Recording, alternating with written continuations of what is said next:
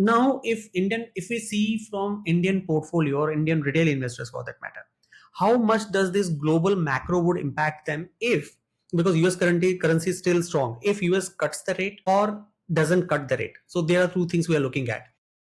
If any of these scenario, how Indian markets will impact, point number one. Point number two, because we have already seen Taiwan and Korean market going up, is that market still overpriced so that we can see money coming out of that market and then getting diverted to India in the near future? Can we look at that scenario and what impact could be on the Indian markets for that matter?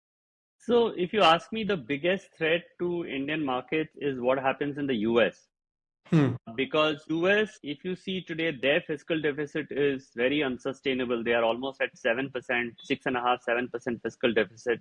Their debt to GDP is almost 250, 300%. Yes, yes.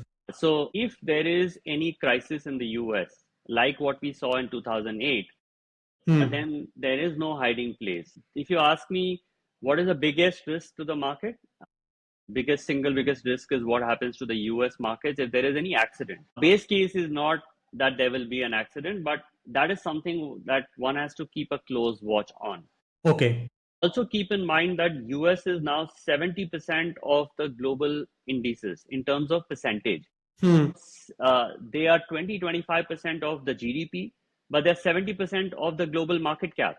So a very large portion of the capital goes to the US because they're such dominant players. I mean, just to put things in context, that NVIDIA, the market cap of NVIDIA is closer to the market cap of the entire Indian market, and that's just one company.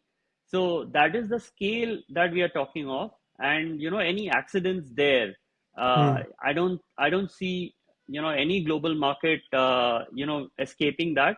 But the positive from that is that if that be the case, eventually the percentage of US as a percentage of global market cap will come down.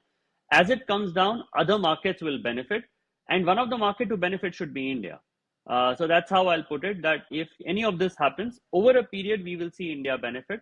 But if there is a crisis, then it will be foolish to expect that India is isolated, we are a domestic market and we will escape it. It doesn't work that way. But we've seen many crises in the past. They have come and gone, and our markets continue to give reasonable returns. So expecting the crisis is not the base case scenario.